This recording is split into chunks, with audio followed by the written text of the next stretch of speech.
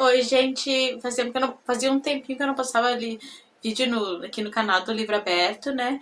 E eu tinha lido, tô sempre lendo o livro da Ruth Rendell, né? A Agulha do Diabo, e alguns de poesia, e por algum motivo ou outro, sei lá, eu acho que fiquei desleixada e não postei esses vídeos, né? Desses livros. Mas hoje eu vou postar falando do livro que eu li de poesia do Patativa da Saré. Ele é um poeta, foi um poeta cearense. Ele nasceu, eu anotei aqui, em 1909 e faleceu em 2002 com 93 anos.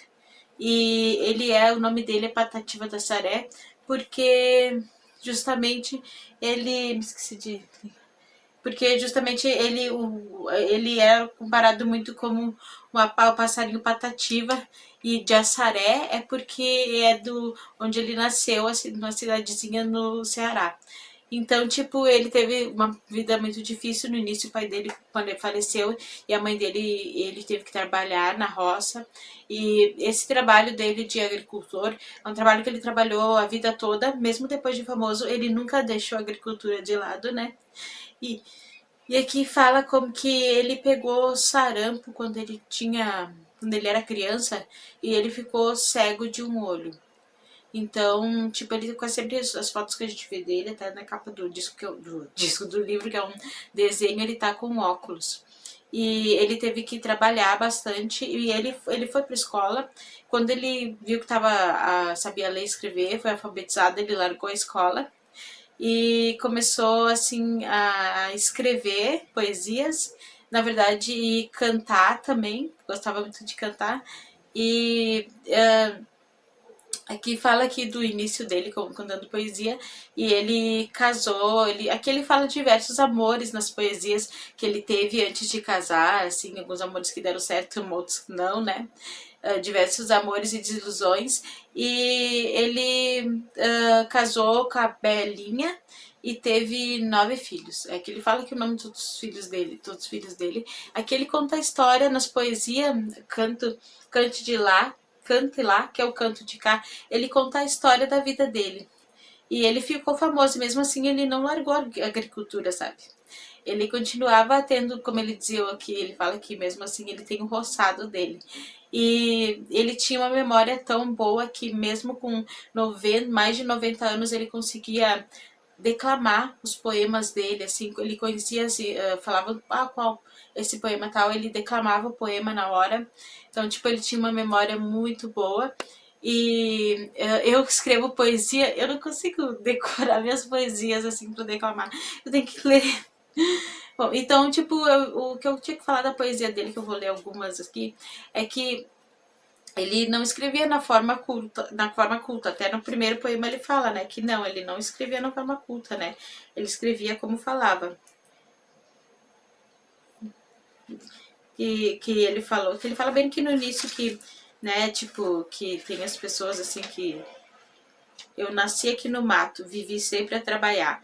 Poetas de academia, de rico vocabulário, cheio de mitologia. Se a gente canta o que pensa, eu quero pedir licença, pois mesmo sem português, nesse livrinho me apresento. O prazer e o sofrimento de um poeta camponês. Então, tipo, ele escrevia assim como ele falava. Daí vem aquela velha história, velho preconceito linguístico, né? De ler um poeta que não escreve na norma culta. E isso é uma coisa que acho que todo mundo tem. Vai dizer que quando alguém fala problema ou bimbigo, dá vontade de rir um pouco. Pois é um problema que todos nós temos, e uma coisa que eu tenho até vergonha de dizer que eu tenho, porque eu fiz letras portuguesas e a gente estudou sobre preconceito linguístico, mas a gente não estudou sobre Patativa da Saré.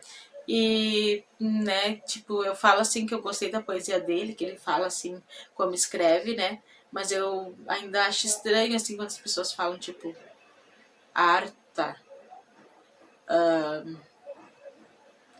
troco o L pelo R. Então, tipo, eu tenho um pouco de preconceito linguístico, e apesar de eu... Então, é uma hipocrisia minha, né? Porque eu gostei das poesias dele, porque mesmo ele escrevendo errado, a gente entende tudo.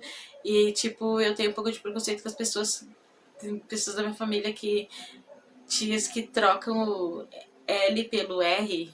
Então, eu sei que é bastante hipocrisia e preconceito linguístico.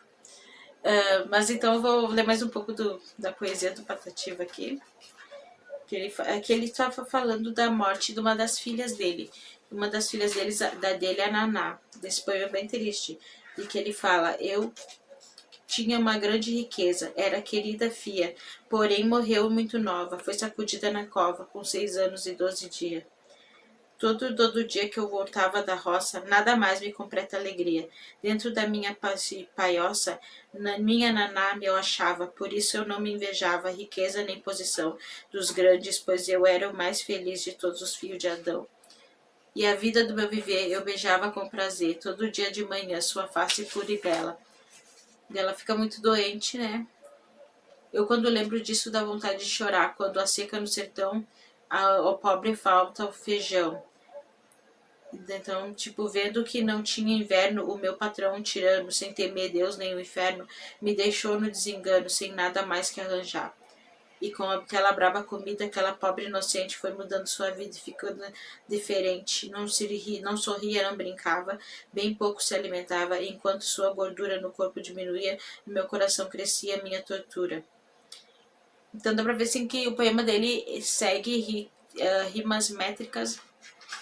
Ele fala assim, como ele escreve como ele fala, mas segue rimas métricas.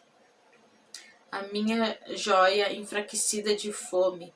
E numa noite de agosto, noite escura e sem lua, eu vi crescer meu desgosto.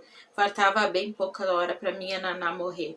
Por ali ninguém chegou, ninguém reparou nem viu aquela cena de horror que o rico nunca assiste, que a mulher cheia de fé rezava pro Pai Eterno, dando um suspiro magoado. Daí aqui fala que a criança estava definhando, né? Na sua pequena boca eu vi os lábios tremendo e naquela aflição louca ela também conhecendo que a vida estava no fim, foi regalando para mim os tristes olhinhos do céu. Soluçando pensativo sem consolo. Meu patrão, aquele ingrato, foi o maior criminoso, foi o maior assassino. Naná, venha me buscar. Então, tipo, tem várias poesias que eu marquei aqui que eu gostei, né? Então, tipo, não, só algumas. Mesmo que alguém se aborreça, eu nunca gostei de ouvir. Essa história sem cabeça, história para boi dormir. Aqui ele fala sobre se o homem chegou na lua mesmo, né? Que no início ele duvidava, mas depois ele começou a escutar na rádio que era verdade. É um lugar, a lua é um lugar muito estreito, para se apoiar não dá jeito. Se ele for, só se de pendurado. No início ele não acreditava, depois ele começa a ver que é verdade. Será mesmo que aqueles danados andaram na lua? É uma escola de fama, de saber muito profundo. No rádio do seu Raimundo, na rádio cantando essa história exata. Pois a lua, João Grangeiro, é um planeta também todo cheio de lajeiro, mas lá não mora ninguém. Sua luz é radiada proveniente do sol. Daí ele começou a aprender mais e viu que sim, que foi possível o homem ir à lua e que, né, ele aprendeu até que a lua não tem luz própria, né? A luz dela vem do sol. A lua não é brilhante. Para os astronautas chegar, não tem nada que lhe atrase. Pode a lua sincronar em qualquer uma das fases. A história é bastante exata. A na lua astronomia andaram mais de uma vez e uma certeza pura foi a mais grande aventura que os homens da Terra fez. E aquele já que do início ele não acreditava, agora ele acredita.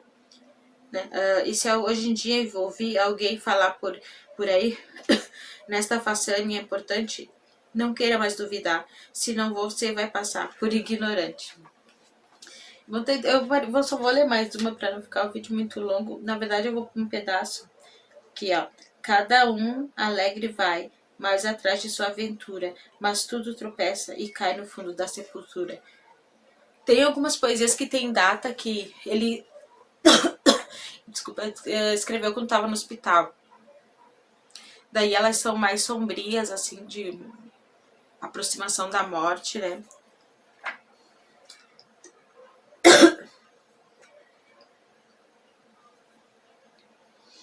Tipo, eu nem vou ler, mas tem muitos poemas bons, assim, tipo, aqui muitas coisas que eu marquei, então, tipo, se você... Eu tinha lido Patativa Cereal, uma poesia aqui, uma ali, né, mas é bem interessante, né, e você tem que pegar e deixar de lado esse preconceito linguístico quando vai ler Patativa da Saré, porque as poesias dele são muito lindas mesmo.